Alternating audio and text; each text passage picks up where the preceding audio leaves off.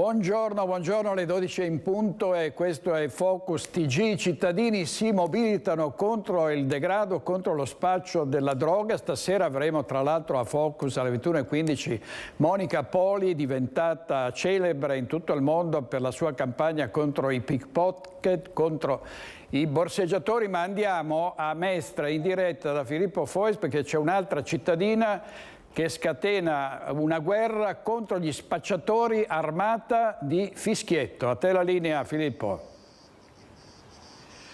Sì, buongiorno direttore, buongiorno ai telespettatori di Rete Veneta. Ve lo stiamo raccontando, insomma, la mobilitazione che vede tutti i cittadini in prima linea nei quartieri più difficili della città. C'è stato addirittura chi ha messo del filo spinato in una via Carducci, che tra l'altro è anche piuttosto centrale, si trova vicino a Piazzale Donatori di Sangue. Qui invece siamo in via Piave e sono con la signora Luzzi, che è diciamo assurta agli onori della cronaca anche del nostro telegiornale per il suo impegno, diciamo una di quelle persone che non si gira dall'altra parte. Nella sua via come vi siete organizzati? Allora abbiamo ripreso sono stati i cittadini vicini di casa che mi hanno fatto notare il fatto che comunque usavano dei fischietti usati già negli anni 90, quando c'è stato un brutto afflusso di prostituzione, quindi l'hanno ripristinati loro. Io con i miei vicini nel pezzo di via mia si diceva chiaramente andatevene, cioè allontanatevi, e anche magari a un certo punto, vedendo che non andavano, si sparava l'acqua dei fiori, insomma. Come la prendevano con l'acqua? Allora, andavano via, vanno via perché comunque è una cosa che non si aspettano, non fa danni, è acqua normale, è acqua fredda, infatti non stiamo usando metodi non idonei, anche perché chiaramente c'è una logica, il tossicodipendente in quel momento quando arriva è in astinenza, quindi sicuramente non è lucido, lo spacciatore che arriva e si ferma e spaccia ha l'adrenalina alle stelle perché deve tirar fuori la roba, prendere i soldi e quindi non è lucido neanche lui, quindi il getto d'acqua effettivamente è una cosa che... il fischietto funziona poi alla fine? Il fischietto funziona perché li ho sentiti anche ieri che stavano fischiando a una certa ora dietro a me, insomma nelle vie dietro, questo sì. Il fischietto funziona, certi protestano, allora col fischietto protestano, però comunque vanno via, perché gli stanno dietro quei fischietti, punto lì. Ecco, lei non sta esattamente proprio in via Piave, si parla di una laterale, comunque siamo qua vicini. Strade storiche, sinceramente, è una strada... Ultimamente era foderata, possiamo dire. La situazione è degenerata moltissimo in quest'ultimo, non dico neanche anno, cioè sta degenerando con la velocità della luce, sinceramente, non è che... Però dobbiamo dire, adesso lo osservavamo anche noi, che oggi vediamo un'atmosfera lievemente più tranquilla rispetto al solito. C'è da dire che le forze dell'ordine hanno realizzato diverse operazioni di controllo, operazioni ad alto impatto, come le chiama? Allora, effettivamente devo dire sì, le forze dell'ordine sono arrivate qua in zona facendo controlli ripetuti, quindi anche alle stesse persone sono stati chiesti documenti, ma ai normalissimi cittadini e anche a loro. E devo dire che è una cosa ottima, si sperava anche da prima veramente questa faccenda, non è stata fatta, certo che non sono in tanti i poveri, bisogna ammetterlo, poi ripeto, il loro servizio è egregio perché non c'è nulla da dire, io sono sempre dalla loro parte, bisognerebbe che molti più cittadini fossero dalla loro parte, che non sono tanti, quindi se tu li chiami per emergenze ci mettono il loro tempo, dipende dove si trovano. E forse possiamo dire anche più fischietti e più spruzzi, insomma come atto di civiltà. Io sentivo che lei mi parlava di filo spinato, no certo, io sono sempre stata contraria a sistemi insomma non consoni, perché non puoi assolutamente rischiare, c'è gente che diceva butto l'acqua calda, no, ho detto non lo fate assolutamente, cioè finché è un'acqua fredda normale di rubinetto ci sta, e anche tra l'altro finché è una pompa dell'acqua non è che abbia una potenza di un catino che glielo versi addosso, insomma. Però dà fastidio, diciamo. Dà fastidio, li allontana, perché non tutti hanno il coraggio di parlare, quindi se ti affacci in finestra e li caccia a viva voce, non è che tutti hanno questo coraggio qua, io lo faccio però. Una bella annaffiata invece, un fischietto, può risolvere decisamente la situazione. Decisamente. Va bene, e a questo punto io devo dire che avevamo appena parlato un pochino troppo presto, ma perché è arrivata una persona che ci sta chiedendo i 100... No, io non fumo. No, ecco, ci stanno chiedendo scusi, ma siamo in diretta, ecco, come detto, e non era completamente sobrio, dobbiamo dire la verità, non ve l'abbiamo fatto vedere per motivi di privacy, ma insomma stiamo avvicinando all'ora in cui cominciano ad arrivare. Infatti stavano già uscendo, se ha notato, già sulla via. quindi incominciano adesso comunque più o meno, tra un'ora sono già fuori. Poi ripeto, Sì. forze dell'ordine niente da dire, Certo. cioè potessero venire tu fare queste operazioni un giorno sì uno no, oppure anche alternando senza dare lo stesso ritmo però, perché se danno lo stesso ritmo loro imparano subito. Certo, per cui la sorpresa, certo, ecco, diciamo. certo. C'è anche da dire che ultimamente noi abbiamo anche riportato questo, ve lo ricordiamo in chiusura di collegamento, il fatto che in questo quartiere pare si stiano organizzando anche delle ronde a seconda delle varie nazionalità, pakistani che da quello che sappiamo le stanno già facendo, anche la comunità cinese si sta organizzando, c'è addirittura chi ci ha detto che vorrebbe affidarsi alla protezione di qualche banda di nigeriani, per cui insomma diciamo che nonostante i controlli, ecco, la situazione rimane ancora piuttosto difficile. Noi ringraziamo Giovanna Luzzi naturalmente e le auguriamo buon lavoro, naturalmente per quello che riguarda anche l'attività assieme a tutti i suoi vicini di casa di allontanamento degli spacciatori, e restituiamo la linea allo studio.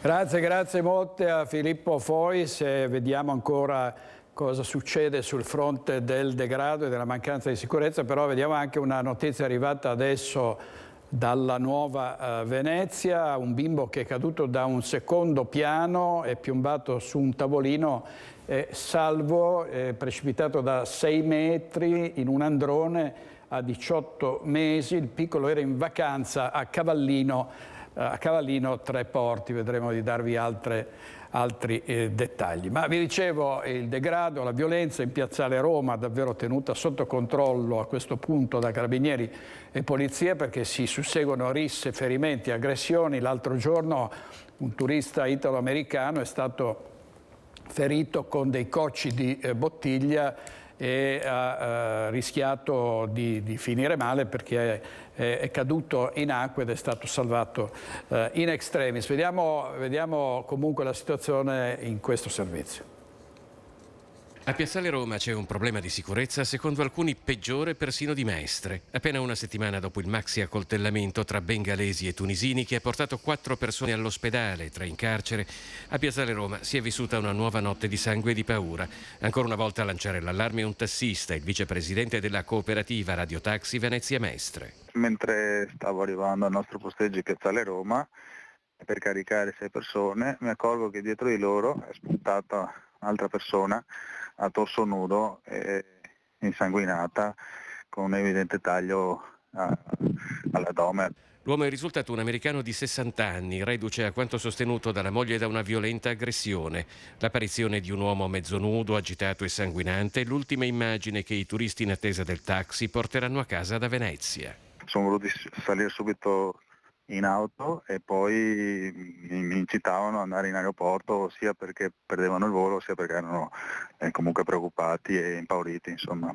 Noi abbiamo paura, sì, adesso abbiamo veramente paura perché sono successi 2 casi nel giro di 7 giorni, per cui ci sentiamo veramente impauriti. L'intervento delle forze dell'ordine è stato pressoché immediato, ma i tassisti veneziani chiedono comunque la presenza di un presidio fisso in certe ore della notte. Coi voli che partono dall'alba, a Piazzale Roma, nelle ore in cui si sono verificati gli ultimi 2 episodi di violenza, possono trovarsi in servizio anche lavoratori della Trasbagagli Venezia come Luca China. Abbiamo paura anche noi, ripeto, perché non si sa mai, una volta magari, che ne so, ci poteva essere la litigata che magari finiva a calci e pugni, adesso magari ti trovi un coltello, ti trovi la bottiglia rotta, minacce e quant'altro. È cambiata molto la città. Sta diventando un po' più difficile lavorare. Altro che più difficile un po' per tutti, diciamo, anche per chi vive, per chi lavora. Io parlo da genitore, ovviamente ho 2 ragazze che adesso momentaneamente sono piccole, cresceranno e mi chiedo sempre cosa sarà e cosa farò io in caso di situazioni imbarazzanti come quelle che si sono verificate negli scorsi weekend. E di criminalità e degrado si stanno occupando anche i sindacati, la UIL in particolare, con il segretario della funzione pubblica Mario Ragno che dice non basta la repressione. Mestre va cambiata la zona di Via Piave, la zona delle casette dei ferrovieri, Via Giustizia va sicuramente fatto un intervento molteplice, non ci può fare un intervento mettendo più polizia locale o quanta, perché non si riesce a risolvere il problema è a monte. Persino a livello nazionale il nome di Mestre viene sempre più spesso tristemente accostato a problemi di ordine pubblico.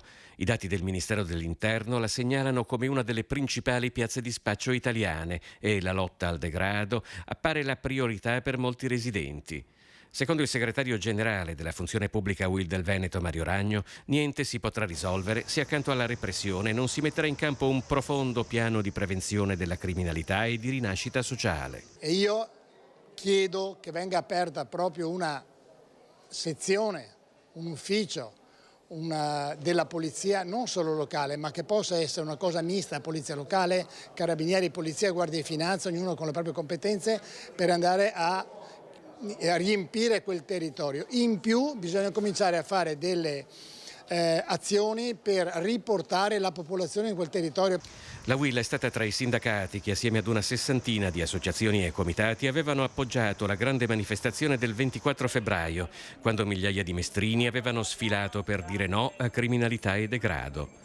Lo scorso aprile, dopo aver subito 5 spaccate in pochi mesi nella sede di Via Bembo, la UIL aveva deciso di aprire degli uffici in un'altra strada difficile come Via Cappuccina, proprio per dare un segnale al territorio. E se noi occupiamo gli spazi, la malavita ovviamente se ne va.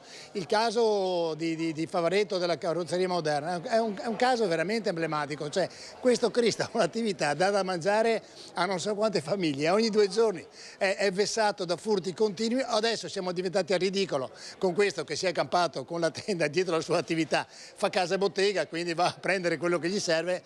Cioè, stiamo vivendo un paese ridicolo.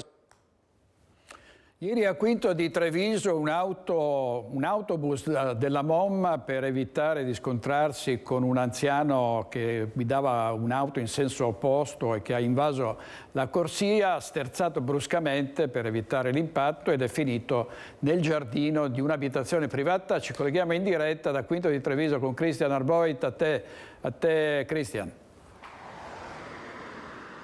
Sì, direttore, buongiorno dalla Noalese. Parlavi di frenata brusca, questi sono i segni sull'asfalto, sono i segni di una frenata potentissima, forse la frenata che ha evitato la strage ieri sera in Noalese alle 20, poco dopo le 20. L'autobus stava arrivando da Treviso e stava percorrendo per l'appunto la strada in direzione Quinto e Zero Branco, un normalissimo auto di linea, quando si è trovato di fronte l'auto condotta da un 82enne residente qui in zona che stava svoltando a sinistra per imboccare via Tintoretto, quindi qualcosa lì è successo. La dinamica è al vaglio dei carabinieri che sono stati qui sul posto fino a qualche istante fa, ma vi mostro con Simone Merlo, che ringrazio come sempre, la traiettoria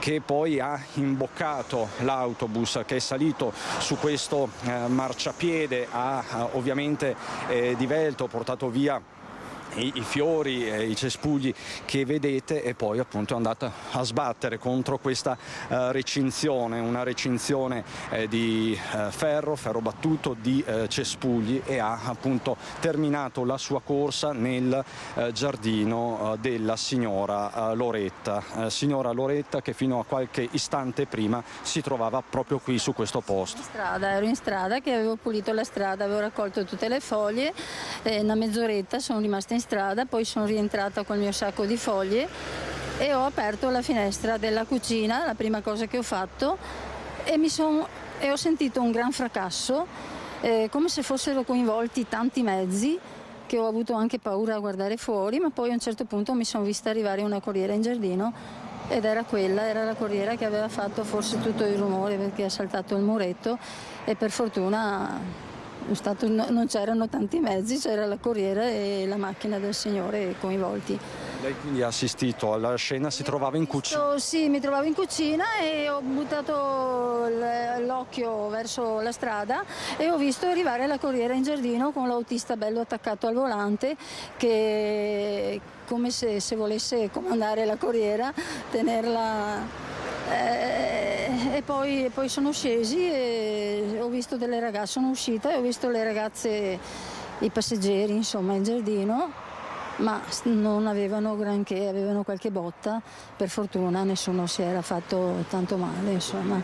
La guida dell'autista di Mom è stata salda, era una guida salda. Proprio sì, era saldo, attaccato al volante, io l'ho visto così. Come l'ho visto, l'ho detto subito, è stato bravo perché non era come spaventato, capito? Lui cercava di tenere il volante e di tenere... Resta il fatto che questo marciapiede è una pista ciclabile e lei fino a qualche istante prima era proprio qui. Ma sì, ma se tutto il giorno che passi in bicicletta e le macchine quando fanno l'incidente in strada sempre si capotano sulla pista ciclabile, è sempre qua sulla pista ciclabile. Nell'incidente, ieri sera nello scontro sono state portate via anche delle roselline che erano già di un precedente incidente, che sono piantate tutte qua davanti sulle aiuole di un precedente incidente che lo stesso la macchina si è capovolta qua sulla pista ciclabile, la ragazza è morta, il conducente, la ragazza è morta perché non era dalla parte del conducente, era trasportata e ha battuto il palo della luce, lei ha preso il palo della luce, capito? Come adesso, così. Questo è uno dei tratti più neri della viabilità della Marca trevigiana. Poco tempo fa abbiamo raccontato altri incidenti mortali poco distante da qui, insomma un tratto nero. C'è da dire poi che questa mattina abbiamo raccolto delle testimonianze, alcune persone che dicono qua si corre troppo, corrono troppo anche i mezzi, quelli del transfer, quelli che portano i passeggeri all'aeroporto. No, ma anche i camion, tutti, qua corrono tutti e sorpassano tutti, come se non ci fosse la linea continua, la striscia continua. Qua si fanno i cavoli loro, sorpassano e ci sono un sacco di laterali, vede quante laterali qua, di là, la gente esce e è sempre terrorizzata, esci terrorizzata perché puoi trovarti una macchina che sta sorpassando. È così. E non è l'unico problema, e chiudiamo direttore, perché lei, signora Loretta, aveva già contattato il fabbro per i furti, perché lei ha subito negli anni diversi furti. Sì, Quanti? Ho subito 9 furti e ho paura di restare così aperta adesso, per l'amor di Dio. Possono entrare lo stesso, non è che una ringhiera gli spaventa, però è come se mi sentissi un attimo meglio e adesso io mi chiuderò magari provvisoriamente con qualcosa perché ho paura. 9 furti? Sì, 9 furti, sì. La mia casa gli piace tanto, anche se è vuota, la mia casa è vuota, non ha niente dentro, non ha più niente, non ha oro, non ha niente, però loro ci provano sempre, dicono che ci devono provare. Quindi signora, la lascio tranquilla, lei è stata un po' confusionale. Sì, sono in confusione proprio, oggi sì. Ieri sera non ho mangiato e oggi sono tutta confusa. Signora Loretta, grazie davvero per la sua preziosa testimonianza. Allora direttore, hai capito insomma che ieri sera potevamo davvero assistere a una tragedia, l'ennesima qui sulla Noalese, un tratto nero dicevamo, poi a problema si somma problema, proprio ieri abbiamo fatto una diretta da paese poco distante da qui sostanzialmente per l'allerta furti, abbiamo visitato Via della Resistenza, famiglie che hanno subito più colpi in pochi anni, questa è la realtà, c'è anche questo tema. Per il momento con Simone Merlo ti restituisco la linea, fra poco ci porteremo a Preganziol per parlare di un atto di vandalismo senza precedenti. A te la linea. Grazie Cristian, grazie molto e un abbraccio alla signora Loretta, proprio il massimo della sfortuna, 9 furti e poi anche l'autobus che le entra in giardino e ovviamente si sente meno protetta a questo punto. Ha fatto bene a dire, anzi lo ribadiamo, non c'è niente in casa della signora Loretta, per cui non tornate per il 10° tentativo di furto. Ancora incidenti stradali, non ha termine questa serie di incidenti, l'ultimo a Chiuppano. Ieri sera un motociclista si è scontrato con un autocarro riportando delle ferite molto serie. Chiuppano, un motociclista di 52 anni residente a Carré, è rimasto ferito gravemente ad una gamba a seguito di un incidente con un autocarro. È accaduto ieri sera poco prima delle 22 in via Alberi. Il Centauro, in sella alla sua Yamaha, viaggiava in direzione sud ed è finito per impattare contro un autocarro Iveco che viaggiava nella stessa direzione, condotto da un trentenne di Chiuppano che è rimasto incolume. Il biker, invece, soccorso dai medici che lo hanno immediatamente stabilizzato, ha riportato gravi lesioni alla gamba sinistra ed è stato trasportato d'urgenza all'ospedale di Sant'Orso. Le cause del sinistro sono al vaglio degli agenti della Polizia Locale Nord-Est Vicentino che sono intervenuti per i rilievi e per regolare il traffico. E a Cadoneghe c'è la rivolta dei multati che si rivolgono al sindaco, all'associazione Alt Velox, che dice non riusciamo a far fronte alle richieste. Vediamo. È impossibile da quantificare, le dico che abbiamo i telefoni bloccati perché riusciamo a starci dietro e siamo in 12. Quegli 2 autovelox sono incredibili. Penso che sia a memoria negli ultimi anni in tutta Italia una cosa così non l'abbiamo mai riscontrata. Telefonate su telefonate di persone multate per n volte e in attesa di altre nuove sanzioni hanno gettato nello sconforto molti automobilisti. 2 autovelox accesi da fine giugno lungo la strada 307 del Santo. Molti si sono sfogati nell'incontro online convocato dall'associazione, che nel frattempo ha preparato un esposto da inviare alla Procura della Repubblica, alla Corte dei Conti e all'ANAC. Tutti coloro che vogliono aderire con la loro firma lo possono fare inviandoci la carta d'identità e il modello di delega che abbiamo pubblicato, e quindi interverremo anche con un esposto, perché bisogna che l'autorità ci dica se siamo impazziti noi, se sono impazziti quei 50.000 multati, perché si continua a parlare di 24.000, ma noi vi diciamo che da approssimazioni a ribasso siamo sicuramente sopra i 40.000. Ok, se non di più. L'associazione avrebbe già constatato numerose violazioni da parte di chi ha dato il via libera all'installazione degli autovelox posizionati dal comune con l'autorizzazione della prefettura di Padova.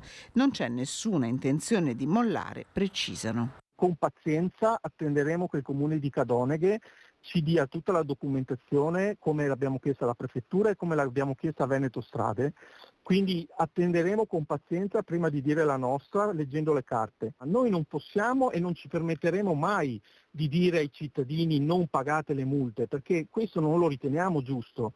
Noi non siamo contro la sicurezza stradale, noi non siamo contro, però quando io mi sento dire da un signore di 70 anni guardi, io sapevo benissimo che quell'autovelox era stato installato perché ci abito di fronte. Io ho guardato e ho messo la mia macchina a meno di 50 all'ora e mi sono arrivate 8 multe. Io che cosa gli posso dire? Le posso assicurare che tutti quelli che hanno chiamato noi ci hanno detto noi non abbiamo mai superato i 70 all'ora. Cosa significa? Che erano tutte persone in buona fede, convinti ancora che il limite fosse 70 all'ora. Ha capito? Qui stiamo parlando di tutte persone in buona fede. Allora, c'è un incidente di cui è stata protagonista una ciclista che è diventato virale, una storia particolare che Jessica e il suo fidanzato hanno raccontato al Gazzettino. Vediamo. È diventato virale perché il fidanzato, quando la ciclista è caduta giù dalla scarpata, ha urlato "Dove Vetto more?". È diventato virale per questo essenzialmente. Vediamo. Che traffico c'è? Oh, c'è Dove Vetto? Dove Vetto more? Ciao a tutti i lettori del Gazzettino, siamo Jessica e Daniele. Siamo i protagonisti della disavventura di Dove Vetto more. Dopo un mese dall'accaduto possiamo dirvi che stiamo bene, che abbiamo definitivamente metabolizzato la cosa e che ci ridiamo sopra. Circa un mese fa abbiamo creato una pagina che, se avete voglia, vi invitiamo a seguire. Ovviamente si chiama Dove Vetto more. In questa pagina vi raccontiamo la nostra storia e le nostre passioni. Stiamo avendo molto affetto da parte vostra e ne siamo molto felici. Come è cambiata la nostra vita dopo questa disavventura? In realtà non è cambiata. Siamo persone normalissime e continuiamo a fare ciò che abbiamo sempre fatto. L'unica cosa che ci fa un po' strano è che iniziamo ad essere riconosciuti quando siamo in giro. Non ci abbiamo neanche ancora fatto l'abitudine. Non so se siamo noi a non badare ai commenti negativi, ma in generale non ci diamo peso. Anche perché solo noi sappiamo realmente com'è andata e finché non si vive una situazione simile non si può capire. Purtroppo con i social le persone si sentono libere di poter dire qualsiasi cosa gli passi per la testa.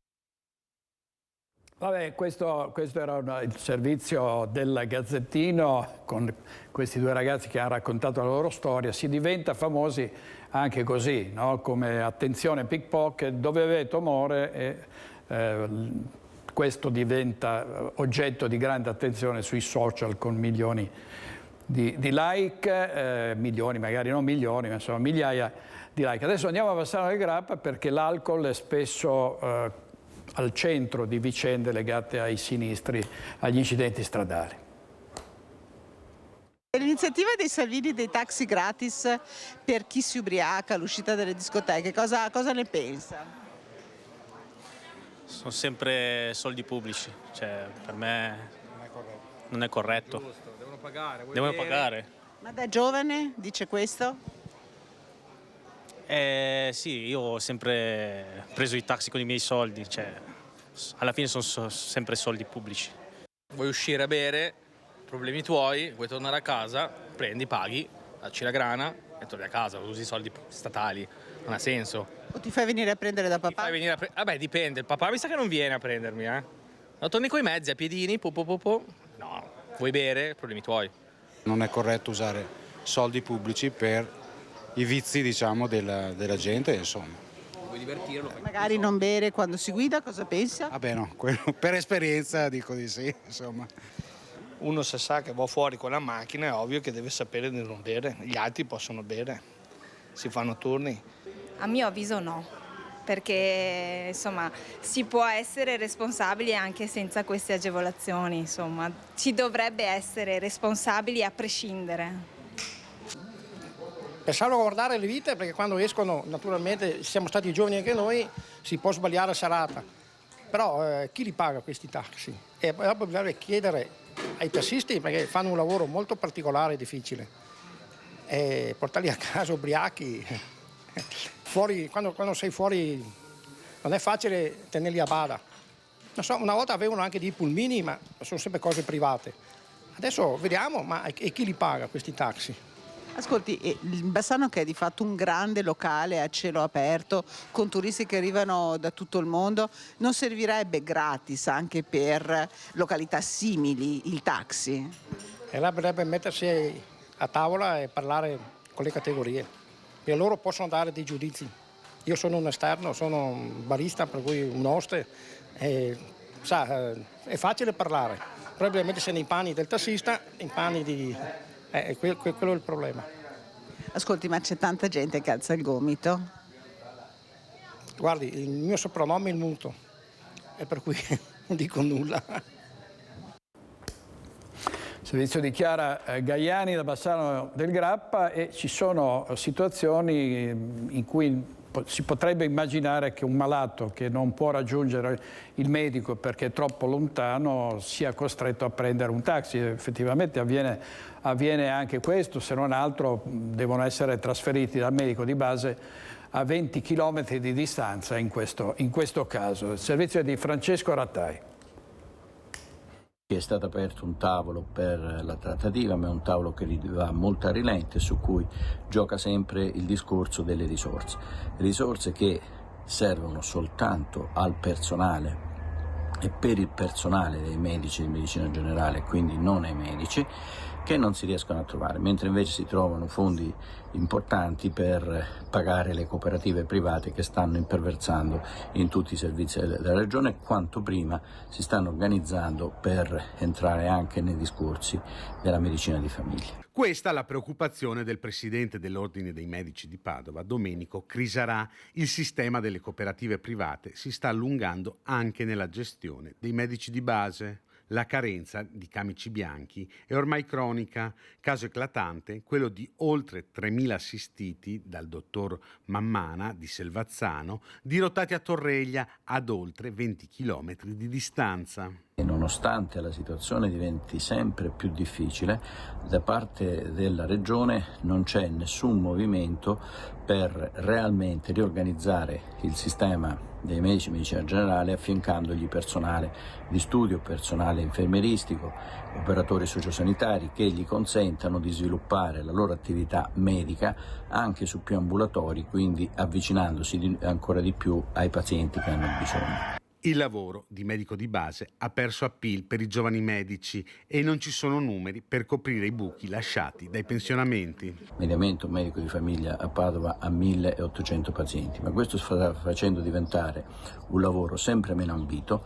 I giovani non vogliono più fare questo lavoro e preferiscono rivolgersi ai sistemi di cooperazione e non alla medicina di famiglia. E quanti sforzi, quanto impegno, quanto coraggio quello dei medici che hanno dovuto affrontare la pandemia. E ricorderete tutti il giorno in cui ci furono i primi casi accertati di Covid a Vo Euganeo, che diventò poi zona rossa, ci fu il primo decesso e ci furono anche delle interviste dei nostri colleghi. E il Corriere del Veneto oggi ha riportato l'intervista dei ragazzi in un bar che dissero: ah beh, a noi il Covid non fa niente perché ci difende l'alcol, altro servizio diventato virale. La notizia è che oggi quel bar è stato chiuso per mancanza di personale ed altri problemi. Vediamo il servizio che aveva realizzato Antenna 3 proprio con l'intervista che ha poi scatenato le polemiche. Vediamo. Sembra che proprio da qua, da Vo Euganeo, ci sono due anziani che sono affetti da coronavirus, sono stati portati al reparto di malattie infettive di Padova, due anziani che avrebbero giocato a carte con dei cittadini cinesi, probabilmente residenti qua a Vo Euganeo. Siete preoccupati? Ma no, noi abbiamo l'alcol che ci protegge. Beh, non eravamo... A parte gli scherzi, è una situazione seria perché è una malattia contagiosa, si muore. Non eravamo al corrente di tutto ciò e sì, un po' mi preoccupa a sto punto. Non ho mai visto cinesi qua a giocare a carte con noi. No, magari non è questo bar, poi bisogna vedere in che zona, presumo che ce ne siano altri qui a Vo Euganeo di bar dove magari i signori giocavano a carte. Certo che effettivamente un po' preoccupa. Sì, non so perché non siamo stati informati di tutto ciò, tra l'altro, perché se non me lo diceva lei io non avrei saputo niente. Quindi... Poi lei è preoccupato questa cosa di questo possibile, sembra stanno aspettando la seconda batteria dei test dallo Spallanzani che è il centro di riferimento appunto per il coronavirus, che però Sembra strano che un veneto giochi a carte con un cinese, comunque no? E quindi la cosa è sicura? Gabriella, la notizia è allora, certa. Gabriella, torniamo. Allora, questo era il servizio che avevamo mandato in onda e quel bar adesso vi dicevo è stato chiuso. Vediamo la questione delle immatricolazioni di auto nuove, sono in calo le immatricolazioni, in particolare c'è una brusca frenata di quelle elettriche, ci racconta tutto da Padova Francesco Rattai.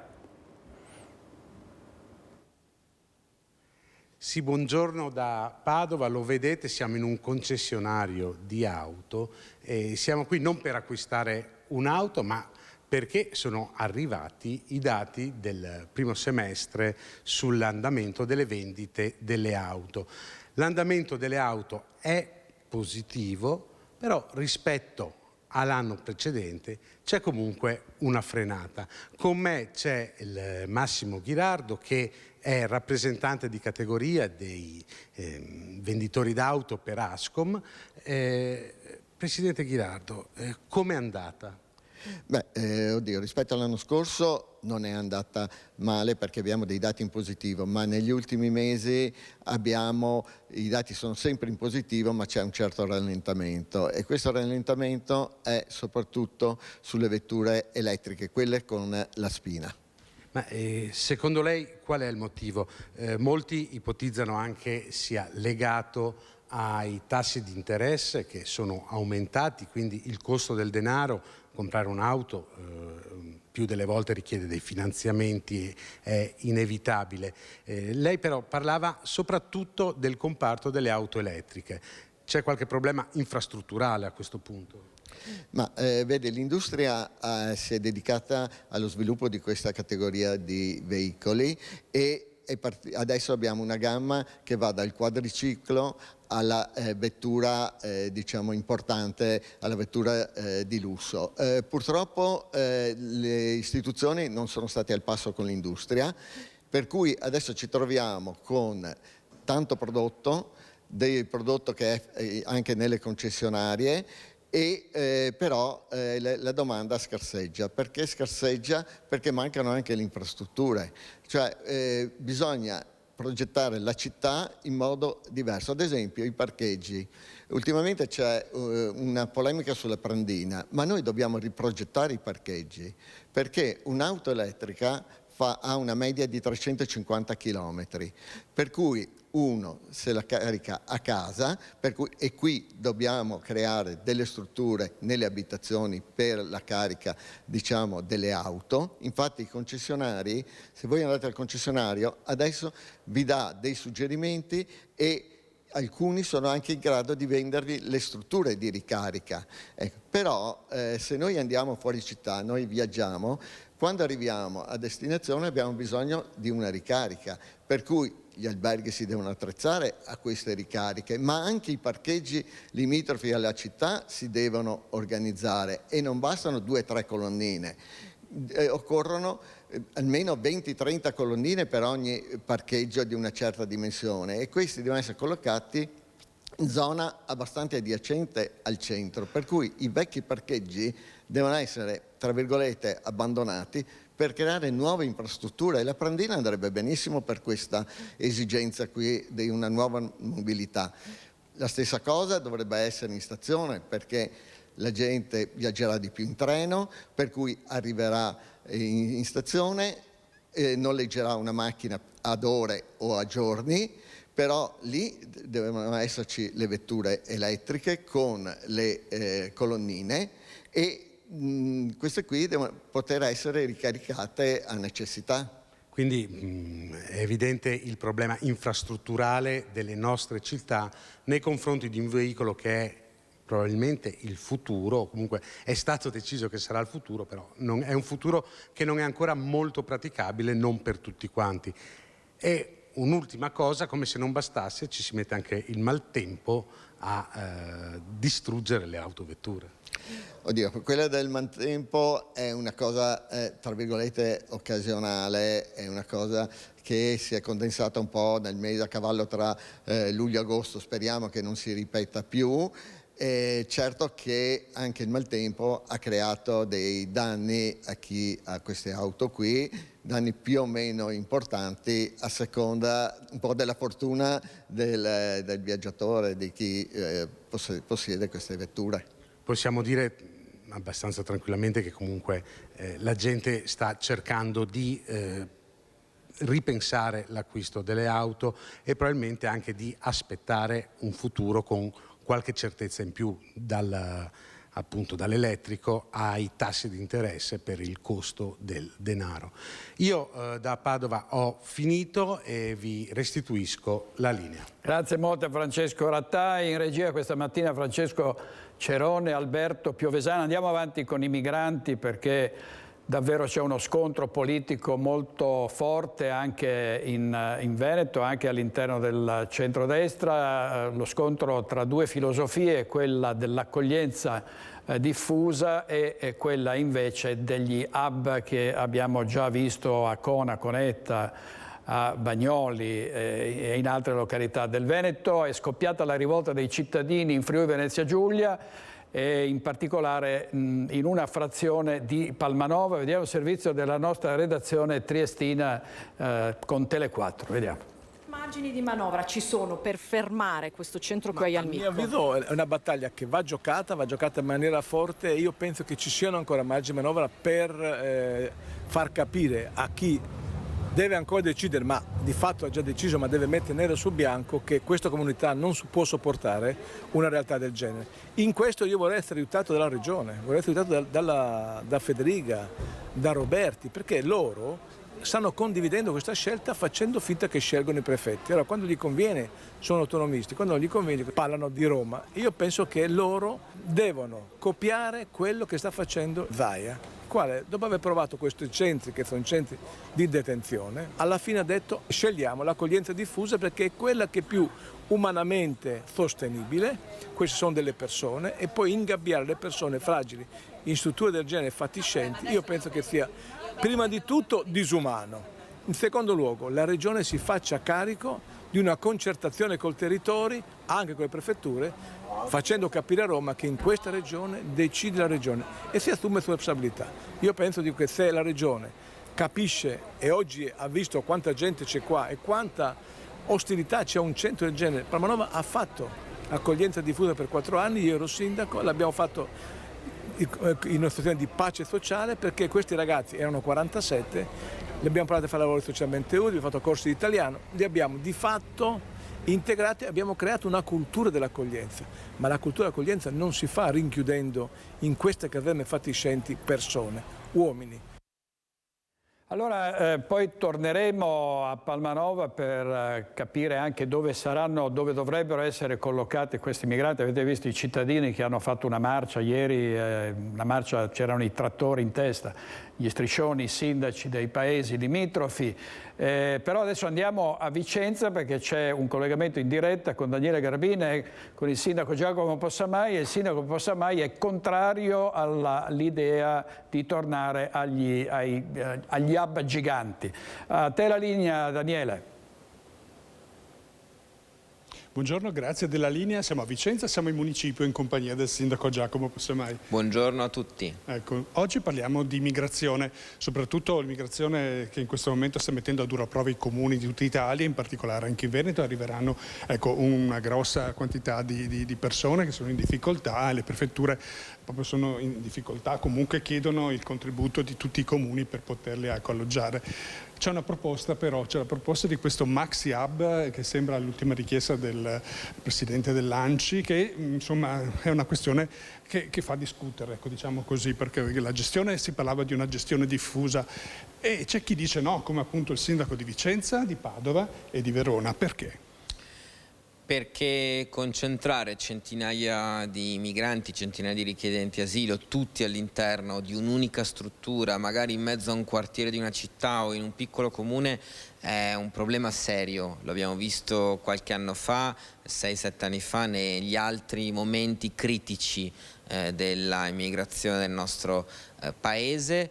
E perché crea problemi di sicurezza, perché evidentemente vuol dire mettere centinaia di persone tutte all'interno di un'unica struttura, mettere in difficoltà la comunità, e anche problemi di integrazione e del percorso di accoglienza. Quindi l'abbiamo detto nelle settimane scorse, lo ripetiamo, c'è un no categorico da parte nostra all'idea di qualsiasi hub, di qualsiasi grande concentrazione in un'unica struttura dei migranti. Il presidente Zaia con il presidente Conte, quindi il presidente dell'ANCI, sindaco di Treviso, nelle scorse settimane hanno promosso un protocollo per l'accoglienza diffusa, cioè dicendo dividiamo le quote tra tutti i comuni percentualmente in rapporto chiaramente al numero di abitanti dei comuni, ed è l'unico modo sensato. No assolutamente all'idea di concentrare tutti i migranti in un unico posto. Ecco, sappiamo che c'è un accordo con la prefettura di una media meno 3 per 1000. Ecco, 3 per 1000. 3 per 1000, che vuol dire che in un paese di 1000 abitanti ci sarebbero 3, quindi non un numero particolarmente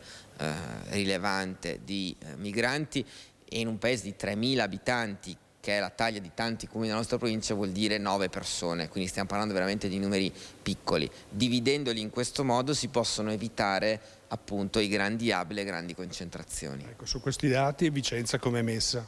Vicenza in questo momento rispetta il dato del 3 per 1000, cioè sta facendo la sua parte pienamente, e quindi Vicenza ha dato molto in queste settimane, in questi mesi, anche in questi anni, anche quando non c'ero io come sindaco, ma c'era Francesco Rucco, cioè il mio predecessore. Adesso è il tempo che siano equamente distribuiti e ripartiti tra tutti. Quindi adesso, per riassumere e concludere, come va affrontata questa emergenza? Va fatta proprio provincia per provincia, lasciando anche discrezionalità, o va stabilito proprio un principio che deve essere un po' uguale per tutti? Noi chiediamo al governo di prendere in mano davvero questa questione, perché è evidente che è un compito del governo la gestione dell'immigrazione, cosa che finora non è stata fatta a sufficienza, ed è chiaro che l'unico strumento è stabilire regole uguali per tutti, cioè che tutti i comuni siano chiamati a fare la propria parte. Va bene, allora ringraziamo il sindaco, intanto buon lavoro. Grazie. E con questo restituisco la linea allo studio. Grazie molto a Daniele Garbin e al sindaco Possamai, che con molto fair play ha citato il suo predecessore Francesco Francesco Rucco.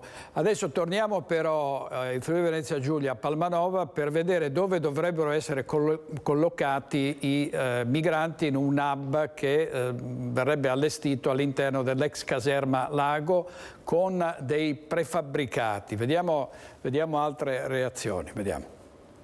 Anche noi cittadini diciamo di no, perché questa è una piccola comunità, un paese di 700 abitanti. Mettere 300-400 persone in una struttura del genere significa affogare la cittadina. Siamo nella caserma Lago a Ialmicco, appunto frazione di Palmanova, caserma completamente abbandonata. Siamo dentro, siamo entrati. Viaggio di Tele4 all'interno dell'ex caserma Lago di Ialmicco, frazione del comune di Palmanova, un complesso di ruderi abbandonato da anni, vegetazione che cresce ovunque, zanzare e altri insetti in ogni dove, e i residenti che abitano a poche decine di metri dalla struttura sono arrabbiati. Ialmicco conta circa 700 abitanti e quasi tutti ieri hanno partecipato alla protesta davanti alla ex caserma. Nessuno a Palmanova e dintorni vuole un hotspot migranti. In questo abitato e per le strade statali che lo circondano inoltre non c'è nulla, niente supermercati, l'ultimo bar ha chiuso anni fa, nessuna attività commerciale.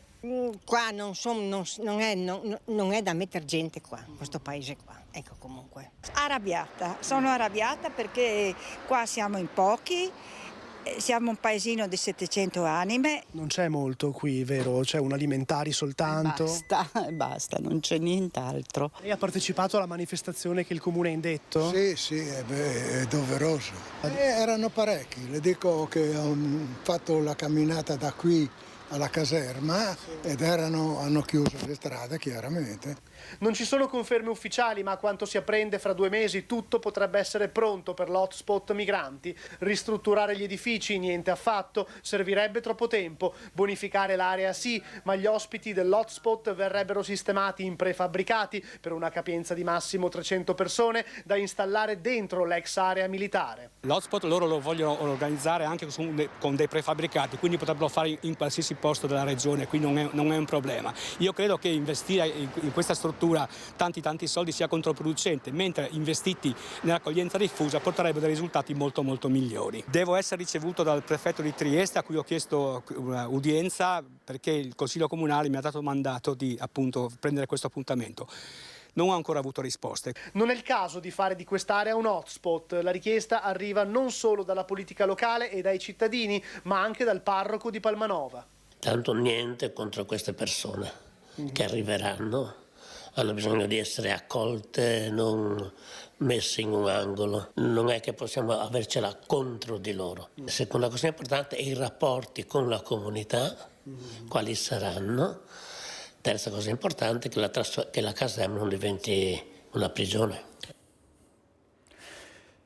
E questo era il servizio di Gianluca Paladin della nostra redazione triestina, che ogni giorno ci racconta gli arrivi di afghani e pakistani dalla rotta balcanica, che arrivano quindi attraverso il confine tra Slovenia e Friuli Venezia Giulia. Si parla sempre soltanto di Lampedusa, dove continuano gli sbarchi perché continuano le partenze. L'hotspot di Lampedusa è di nuovo al collasso. Oggi ce ne sono 2100 di migranti che poi saranno trasferiti nelle altre regioni e qui vediamo il caso di un ragazzo che è fuggito da un centro di accoglienza siciliano e che è stato arrestato a Curtarolo dai carabinieri.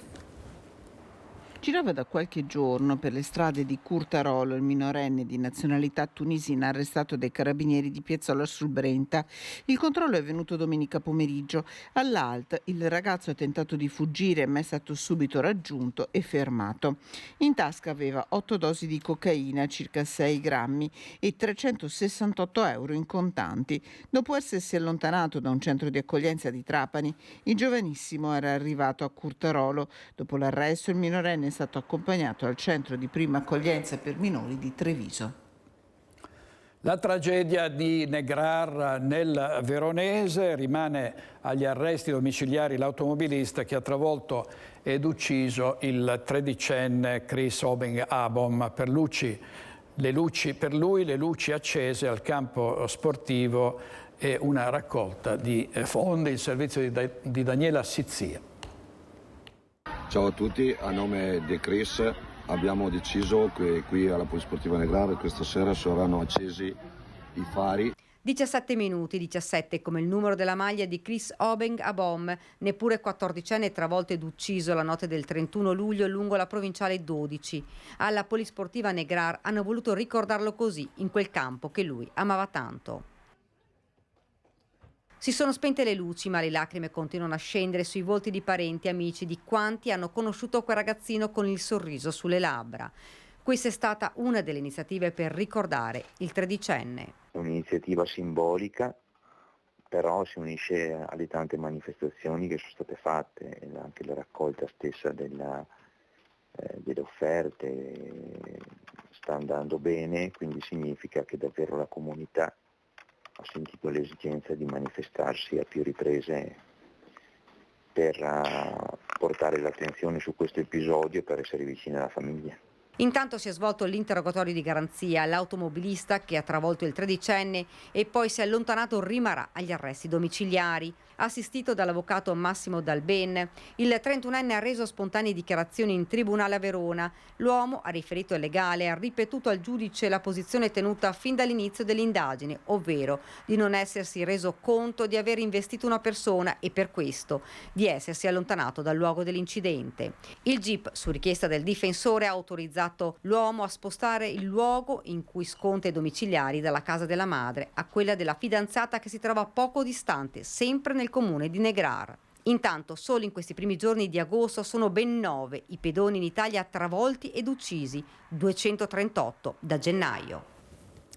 Ed è ancora shock per la brutale uccisione di una 61enne in un parco pubblico di Rovereto. Vediamo un servizio che riguarda questo fatto davvero quasi incommentabile, perché si tratta di un nigeriano che era in Italia da diversi anni, che aveva picchiato recentemente dei carabinieri, che aveva aggredito dei cittadini, che ne aveva ferito qualcuno con dei colli di bottiglia, quindi un violento, un recidivo. Era libero, aveva solo l'obbligo di firma. Adesso il ministro Piantedosi chiede di avere un rapporto e il sindaco di Rovereto dice qualcosa non ha funzionato. Come abbiamo detto ieri, non ha funzionato il fatto che questi devono essere messi in carcere e devono restarci.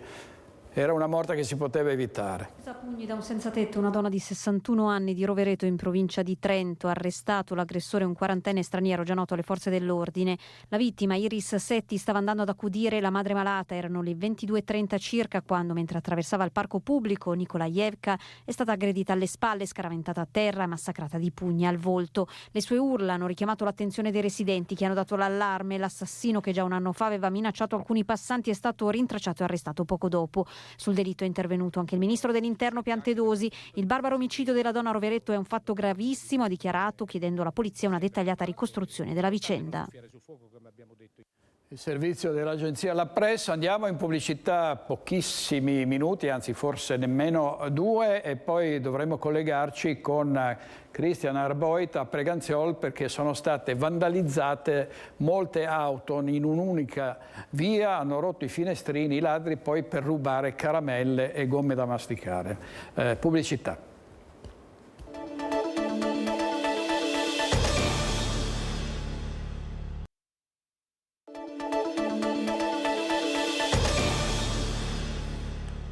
Ieri vi abbiamo raccontato la storia di una famiglia padovana che era in vacanza e che attraverso le telecamere del sistema di sicurezza ha visto dei ladri nell'appartamento e questa famiglia ha chiamato i carabinieri, che hanno arrestato questi predoni, 3 georgiani colti in flagranza di reato. E torniamo a vedere a Paese invece il furto, il colpo messo a segno in una villetta. Dopo sembra un sopralluogo fatto dai ladri con un drone.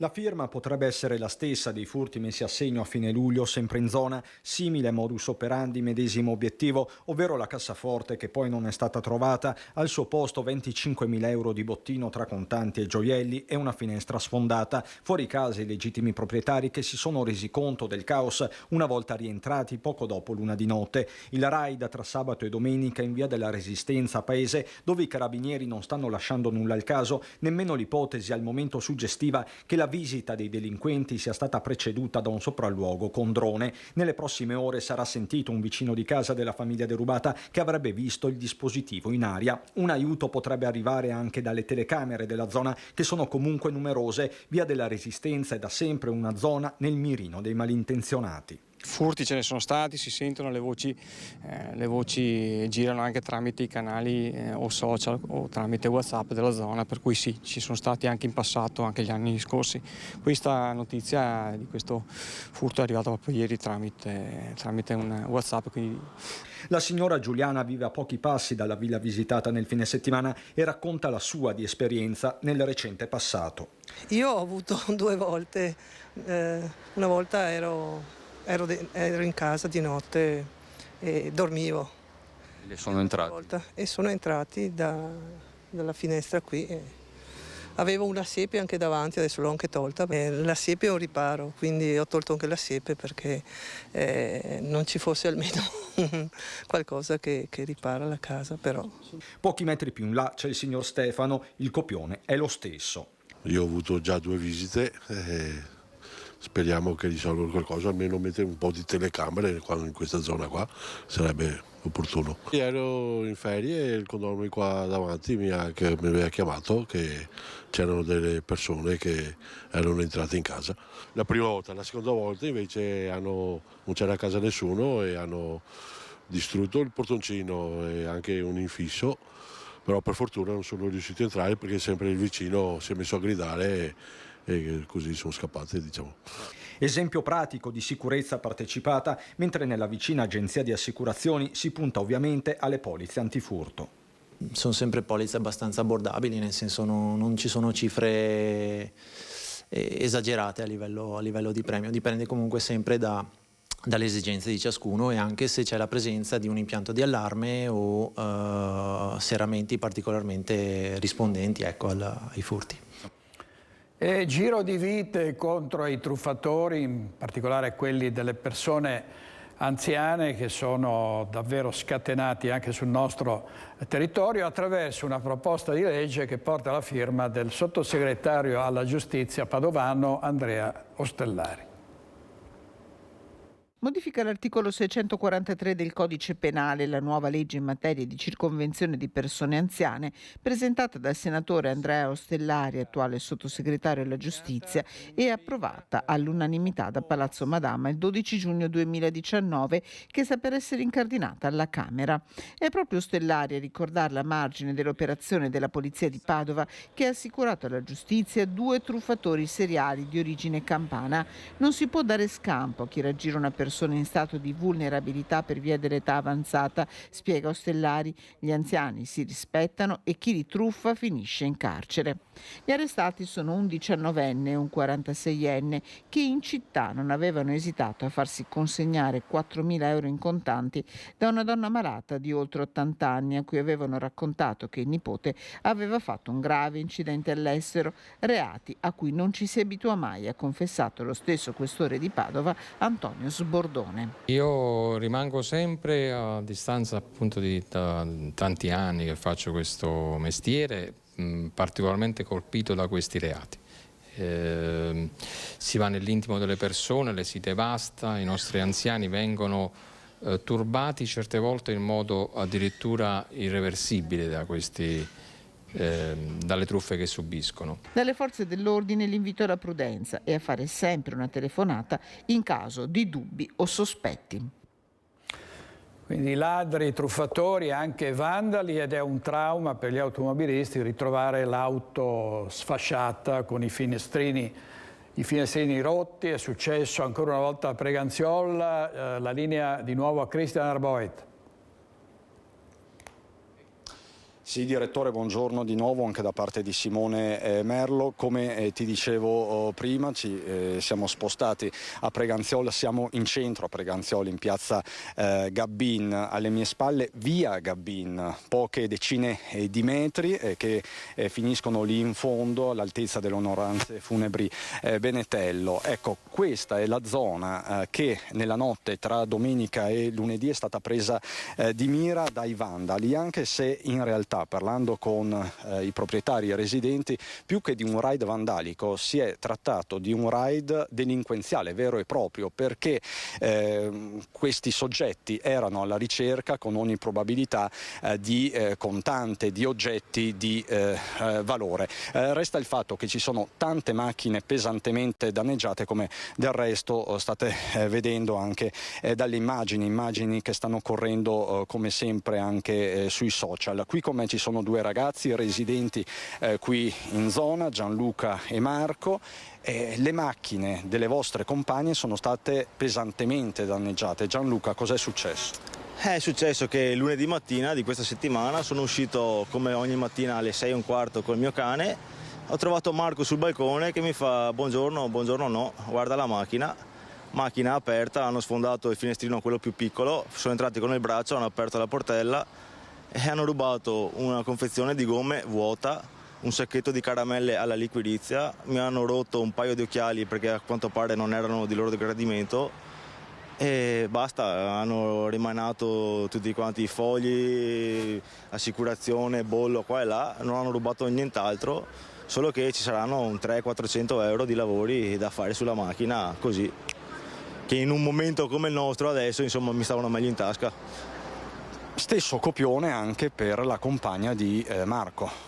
Sì, esatto, mi sono svegliato la mattina presto perché la mia compagna va via a lavorare presto e ci siamo accorti che vicino al vetro della macchina c'era un buco e tutti i vetri a terra e quindi è stato una brutta sorpresa, un brutto risveglio perché oltre il danno è la beffa e quindi è stato poco piacevole. La beffa anche per il fatto che in questo periodo carrozzerie e officine sono full, come vi stiamo raccontando da settimane, per i danni del maltempo. Anche qui tra Mogliano e Preganziol ci sono poi tante richieste a carrozzerie e officine anche dall'alta marca, quindi si fa fatica e poi si sommano anche le ferie. Sì, esatto, poi il periodo non è quello giusto come ha detto lei e quindi è difficile trovare reperibilità di finestrini visto quanto è successo con il maltempo e in più queste bravate non fanno di certo che migliorare la situazione. Ecco direttore, Gianluca vuole lanciare un appello perché chi ha subito questo tipo di danni denunciare sia privatamente alle forze dell'ordine che pubblicamente. Esatto, purtroppo ho parlato anche questa mattina, fatalità, con uno dei soggetti coinvolti in questo danno, diciamo, e lui mi ha risposto vabbè, ma avete denunciato voi già abbastanza, già, uno in più è meglio che uno in meno di solito, quindi se tutti denunciassimo probabilmente qualcosa si potrebbe muovere un po' più celermente. Poi c'è da contare che purtroppo per cause e restrizioni di spending review e qua e là, Comune di Mogliano, Preganziol, Casiere e Casale hanno una pattuglia dei carabinieri che fa il servizio.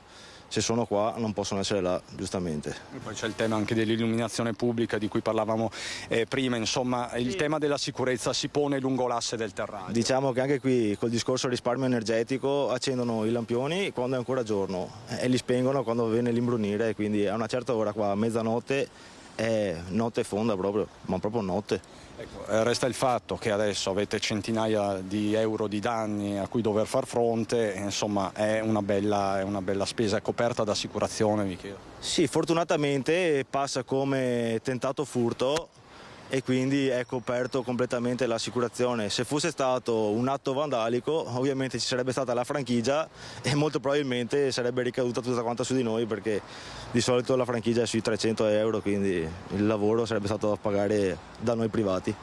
E poi c'è tutto il tema anche, ma è un altro capitolo, della videosorveglianza privata, videosorveglianza pubblica. Vedremo nelle prossime ore se i carabinieri acquiseranno anche i nastri della videosorveglianza privata. Ci sono numerose telecamere in zona, soprattutto di privati. Scuoti la testa un po'. In realtà purtroppo io sono dotato di telecamere interne ed esterne, ma purtroppo da quello che so e da quello che mi sono informato, per una strana legge italiana, la telecamera mia esterna può inquadrare solo la mia proprietà e quindi nel caso inquadrasse terreno pubblico sarei quasi passibile di multa.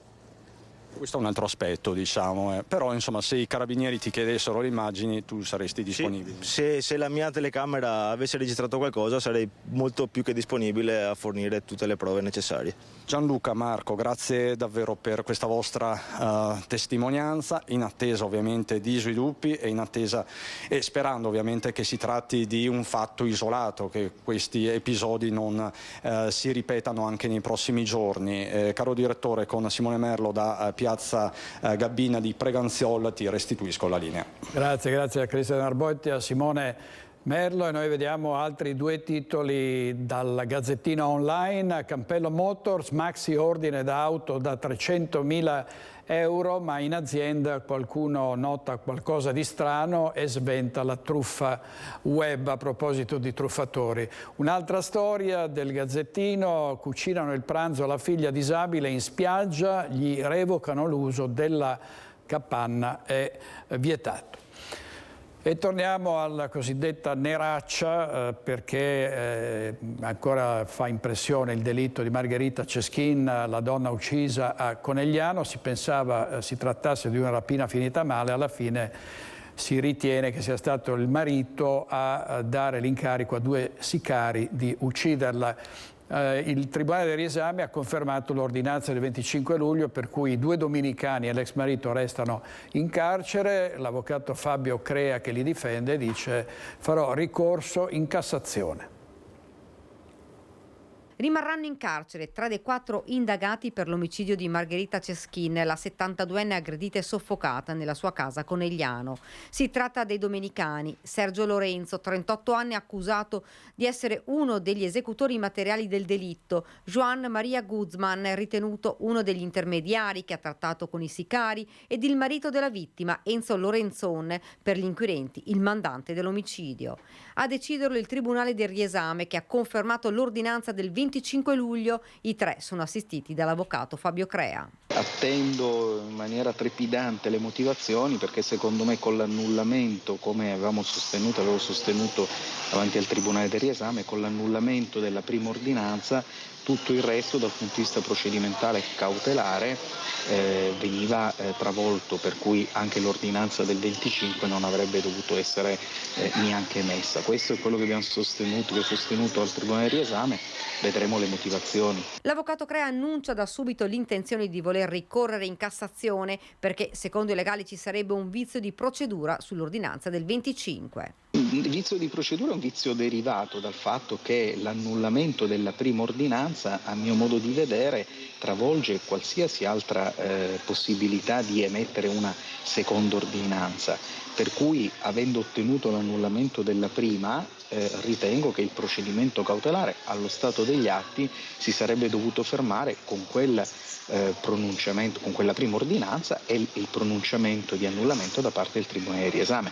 Tesi non condivisa dai giudici di Venezia, e in questo senso ricorreremo alla Suprema Corte. Nelle prossime ore il legale parlerà con i 3 assistiti. Per Enzo Lorenzon, Crea aveva chiesto gli arresti domiciliari per motivi sanitari e per l'età, ma il 79enne rimarrà in carcere a Santabona. Dunque ha retto l'impianto accusatorio sostenuto dai carabinieri della Procura di Treviso, che ha coordinato le indagini. Il Riesame inoltre dovrà rispondere anche all'istanza presentata dall'avvocato Giuseppe Pioromano, che assiste Dilesio Guzman, la 31enne dominicana, compagna dell'anziano, in carcere alla Giudecca, accusato di aver architettato il piano assieme all'uomo. Decisione che si attende per mercoledì mattina. C'erano troppe difficoltà create dagli avventori in un bar di via Roma a Treviso, e così il sindaco Mario Conte con una ordinanza ha anticipato la chiusura serale.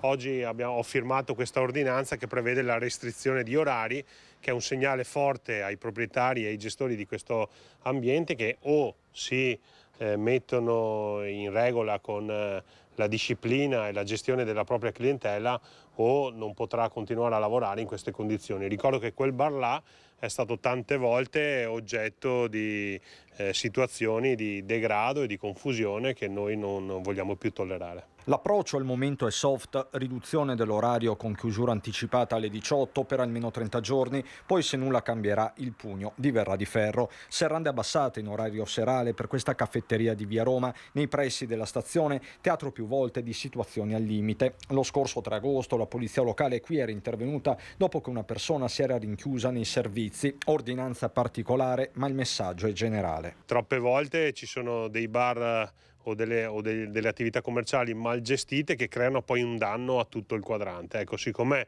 in questi anni abbiamo lavorato tanto per la riqualificazione di Via Roma, non accettiamo che ci siano situazioni borderline come quella purtroppo di questo bar. Rimanendo in Via Roma c'è apprensione soprattutto da parte di giovani donne e genitori. È sempre stata un po' una zona così, ora più che mai probabilmente senza dire cose che non si devono dire. Insomma. Le sue figlie? Sì. Possibilmente consiglio vivamente di non stare qui. Girare da sola no, qua no. Cos'è che ti fa più paura? I ragazzi perché non si sa mai cosa fanno, cosa hanno dietro soprattutto. A volte magari la sera sì, tipo a queste ore magari no, più verso sera sì. Quindi la sera fai percorsi alternativi? Sì, abito dietro la stazione, quindi magari invece che andare giù per il sottopassaggio vado sopra il cavalcavia. Ti senti più sicura così? Sì. Adesso. E questo era un servizio da Treviso e spesso si dice ma insomma le forze dell'ordine non fanno abbastanza, sono organizzate male. Le forze dell'ordine hanno anche necessità di trovare alloggi e anche per loro è un grosso problema, ce lo racconta Federico Fusetti. Agenti di polizia, specialmente giovani, come gli studenti, anche loro fuori sede, arrivano a vivere a Padova provenienti da altre città e si scontrano con la difficoltà di trovare una casa, un alloggio, un appartamento, magari una stanza. Prezzi troppo alti, scomodità, i turni di lavoro che rendono difficile condividere uno spazio con altre persone. Il problema, denuncia il sindacato di polizia FSP, riguarda soprattutto gli agenti giovani, quelli che hanno tra i 19 e i 25 anni e che arrivano a Padova come prima sede di lavoro all'inizio della carriera. Lo stipendio è ancora base, gli affitti sono proibitivi. Esistono una serie di alloggi di servizio, quelli all'interno delle caserme ma non solo, e qualche altro appartamento, ma la coda per vederseli assegnati è lunga. Si può farci conto per un periodo iniziale relativamente breve e molti sono richiesti anche dagli agenti che si separano dalla moglie e non possono permettersi una sistemazione sul libero mercato. Questo è un fenomeno in crescita. Ecco allora la proposta del sindacato: aumentare la collaborazione con l'ATER per usufruire di case popolari, dando in cambio più sicurezza con la stessa presenza degli agenti in quei condomini e la certezza del pagamento regolare dell'affitto, oppure creare una rete con i padovani che per timore di brutte sorprese tengono gli appartamenti vuoti e non affittati piuttosto che rischiare fregature. Vediamo la prima pagina del Corriere della Sera online, vedete che rimane al proprio posto Marcello De Angelis, capo della comunicazione della Regione Lazio, finito in una bufera perché aveva detto che Giusva Fioravanti e Francesca Mambro non erano responsabili della strage di Bologna. Il presidente della Regione Rocca ha detto: confronto attento e sincero, non gli revoco la mia fiducia. Mutui e tassa sugli extraprofitti delle banche, annunciato ieri dal Consiglio dei Ministri. Cosa cambia? Aiuti ai giovani con i redditi più bassi. Intanto però questa misura ha comportato il crollo delle banche che hanno perso 10 miliardi. Salvini riunione con Giorgetti e i vertici leghisti, tassa sulle banche giusta. Il centro-sinistra dice che potrebbero esserci molti problemi anche per i correntisti, speriamo di no. Vediamo un flagello, questa volta non parliamo, sì, in qualche modo si parla anche di economia, del mercato ittico, perché a Chioggia è un disastro per colpa del granchio blu che si mangia le ostriche, e ci sono addirittura interventi non solo per Chioggia, ma laddove c'è l'acquacoltura da parte del governo. Sentiamo. 2.900.000 euro a favore dei consorzi e delle imprese di acquacoltura che provvedono alla cattura e allo smaltimento del granchio blu. Il grosso stanziamento decretato dal governo contro il crostaceo che dalle coste atlantiche del continente americano si è lanciato alla colonizzazione anche della laguna di Venezia, col rischio di sconvolgerne l'ecosistema, dà l'esatta misura dell'emergenza. Un'emergenza ben nota a Chioggia, dove è arrivato anche il ministro Francesco Lollobrigida e dove la parola d'ordine da qualche tempo è una sola. Catturarlo il più possibile, proprio per evitare che deponga le uova e poi ce lo ritroviamo, perché da quello che si riesce a capire le femmine riescono a deporre milioni di uova più volte all'anno, dunque capisci che sembra quasi una guerra impari e guarda caso non c'è un predatore antagonista a questo animale alieno a tutti gli effetti. Consigliere regionale dell'intergruppo Lega Liga Veneta, Marco Dolfine, capo dipartimento pesca per il partito in Veneto. In futuro nessuno esclude la commercializzazione del granchio blu. Ciò che conta adesso però è la sostenibilità ambientale e la salvaguardia economica e sociale del settore pesca. Le lagune di Scardovare, di Goro, nella parte emiliana, ma soprattutto adesso anche nella parte di Rosolina, Porto Tolle e anche nella nostra laguna veneta, la presenza è sempre più diciamo così, massiccia e sta creando veramente dei seri problemi su tutto l'habitat marino. È un distruttore per natura, mangia i mitili, mangia le vongole, distrugge le reti e dunque stiamo cercando insomma di tamponare la falla dando dei contributi, poi dopo verranno gestiti attraverso ovviamente le associazioni di categorie e quant'altro, però l'input a oggi è quello di dire a tutti pescate il più possibile per cercare di debellarlo in lungo e in largo perché diventa veramente un serio problema.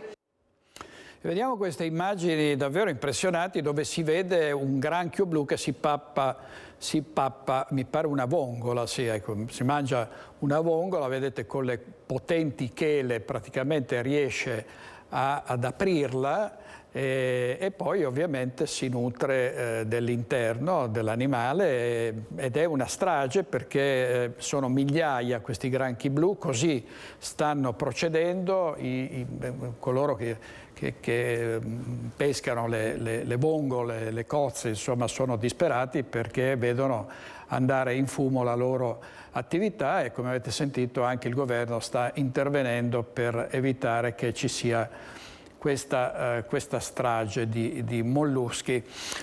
Allora andiamo in pubblicità, un minuto, un break pubblicitario brevissimo e poi torniamo in regia questa mattina Francesco Ceronna e Alberto Piovesana tra poco, grazie, state con noi.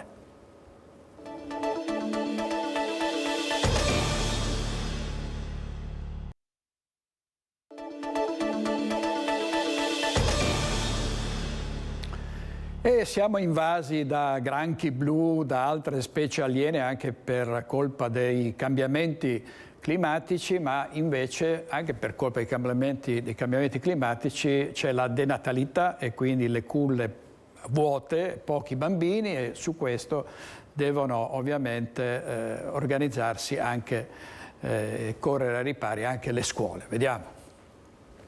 Sentiamo Fusetti da Padova, Federico Fusetti da Padova. Sì, buongiorno a te, buongiorno ai telespettatori. Oggi da Padova per parlare di un tema di attualità, perché insomma, tra meno di un mese ripartiranno tutte le scuole e c'è questa situazione di difficoltà in alcuni istituti per le poche iscrizioni, in particolare per le scuole primarie, ma insomma in generale alcune scuole dove ci sono pochi ragazzi e quindi bisogna trovare delle soluzioni alternative. L'assessore Cristina Piva, l'istruzione, è preoccupata, ci fa un po' il quadro della situazione.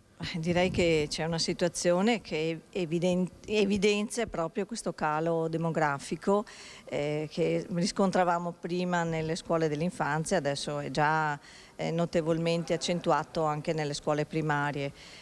Ci sono scuole, poche tra le altre perché ormai sono rimasti residuali, scuole a tempo antimeridiano che soffrono proprio di carenza di bambini e ci sono a Padova alcuni esempi di pluriclasse, cioè laddove ci sono i numeri che non possono formare una classe si accorpano perché giuridicamente diventi una classe. Questo implicherà delle situazioni di didattica particolare che cioè all'interno della classe più gruppi diversi. Gruppi diversi, sì, perché numericamente formano una classe, però sono eterogenei, ce ne sono 8 o 10 di due tipologie diverse.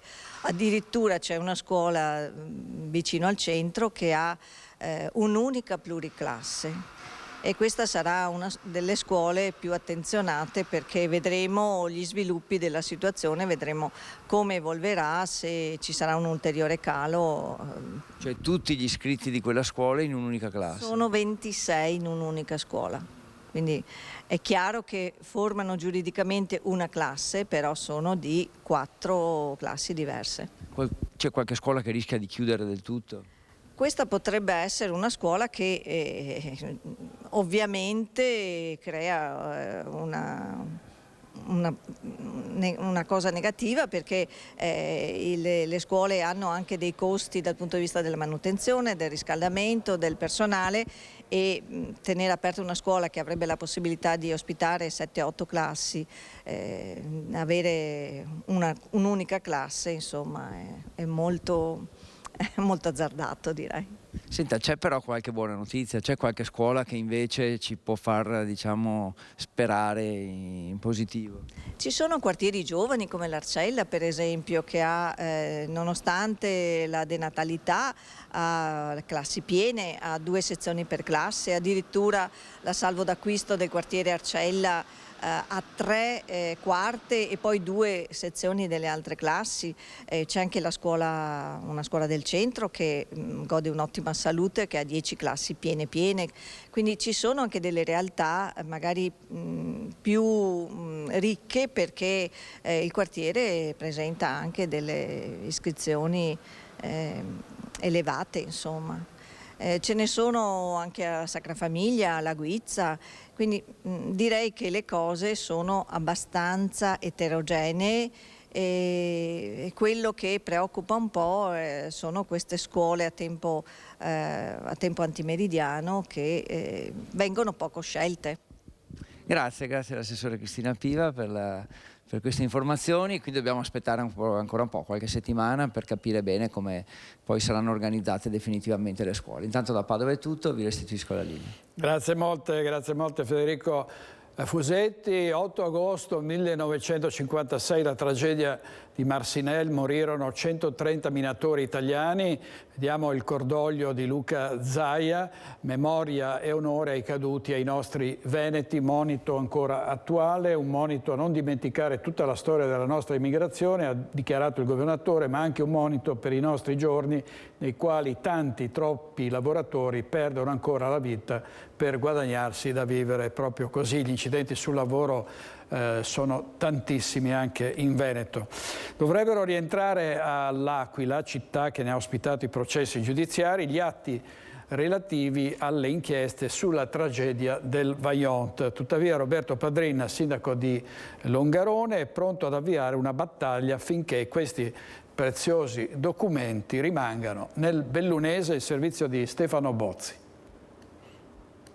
Gli atti del Vajont sono la nostra storia e devono rimanere qui. Si esprime così il sindaco di Longarone, Roberto Padrin, con riferimento alla restituzione dei 256 faldoni contenenti l'enciclopedia di atti processuali ed indagine nei confronti della vicenda del Vajont, e che da ormai 13 anni sono custoditi nel bellunese dopo che il terremoto del 2009 flagellò l'Aquila, città in cui furono tenuti i processi e dove dunque, secondo la legge, gli atti dovrebbero rimanere. Questi documenti rappresentano la storia del Vajont e la storia delle nostre comunità, e devo dire che nonostante la legge li voglia restituire all'Archivio di Stato dell'Aquila, secondo me devono rimanere qua, e cercheremo in tutti i modi, soprattutto sensibilizzando tutti coloro i quali potranno aiutarci, nel fare in modo che si trovi la modalità, soprattutto a livello normativo, affinché questa documentazione possa rimanere a Belluno. Diversi i progetti in cantiere che orbitano attorno alla conservazione e condivisione pubblica di questi documenti, peraltro ulteriormente impreziositi dalla loro recente entrata nel registro della memoria UNESCO. Abbiamo investito tante risorse come Fondazione Vajont, anche con altri enti, per cercare proprio di fare un grandissimo lavoro di digitalizzazione, ed ora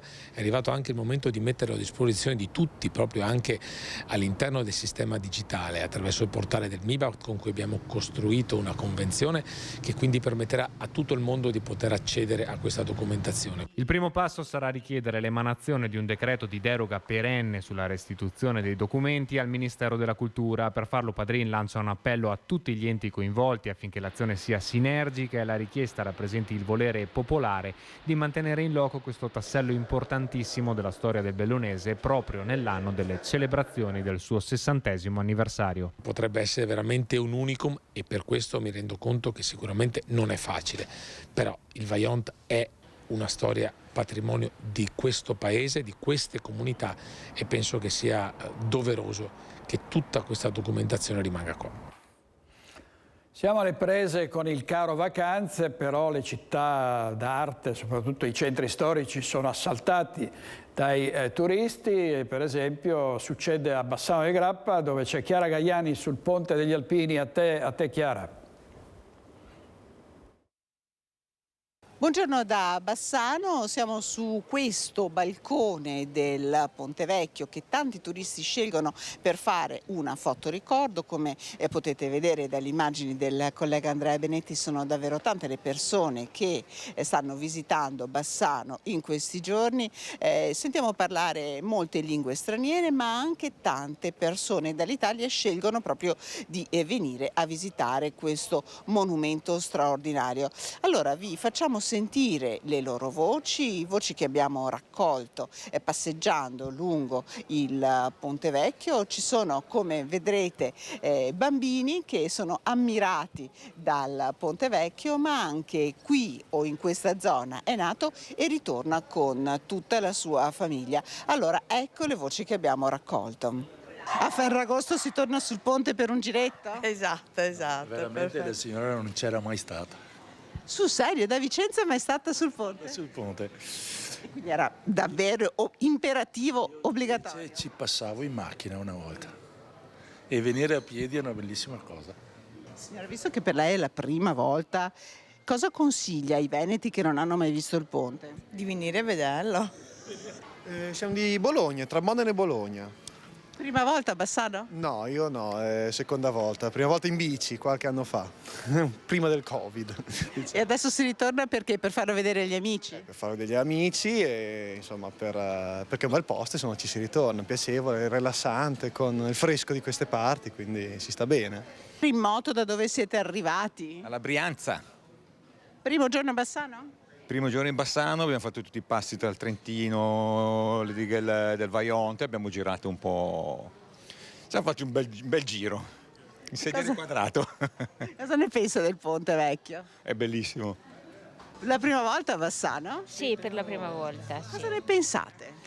Non ci siamo ancora fatto un'idea perché è mezz'oretta che giriamo, però è un paesino molto bello, accogliente, tanti negozi interessanti, tante cose belle da visitare, musei, chiesi, castello, tutto quanto. Bologna. State facendo una piccola pausa? Sì. Siete da qualche giorno qui, la prima volta che venite a Bassano? Per lui la prima volta. E ieri abbiamo fatto a Cima del Grappa, abbiamo visto il Sacrario e oggi era dopo fare questa. È quasi un viaggio della memoria. È un viaggio per riuscire a trasmettere il senso di quello che è stato il passato qua in zona. Sì. Posso chiederti che emozione è per te passare questo ponte, capirne il significato? È un ponte che anche lui si ricorda gli avvenimenti che ha passato, è stato distrutto dalla guerra, in seguito alle alluvioni è stato ricostruito numerose volte, ma comunque è continuato ad esistere e tutt'oggi la gente ci passa e può vedere anche il panorama che c'è. Da dove arriva? Io sono originario di Stoccareddo di Gallio e sono un baù. E vive invece? E arrivo da Pinerolo, Torino. Ha portato tutta la famiglia? No, sì, praticamente sì. Una parte del figlio e una figlia. Perché il Veneto resta nel cuore? Il Veneto sempre. E il ponte ancora di più? Noi siamo quelli che abbiamo fatto onore al Veneto perché siamo stati dei grandi lavoratori. Io ho una figlia che è primario e un ingegnere. Lui è ingegnere, ecco. Ed è orgoglioso? Certo, sono orgoglioso di quello che hanno fatto, perché io ho costruito.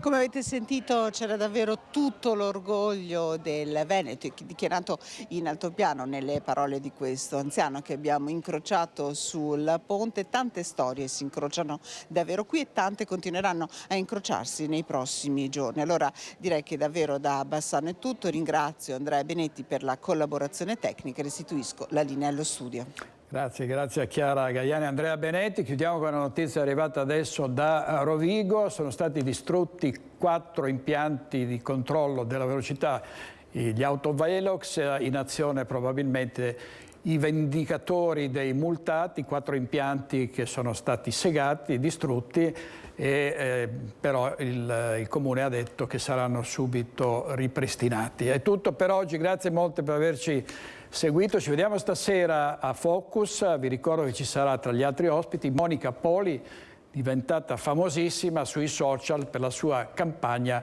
contro i pickpocket, e cioè i borseggiatori e le borseggiatrici di Venezia. A più tardi.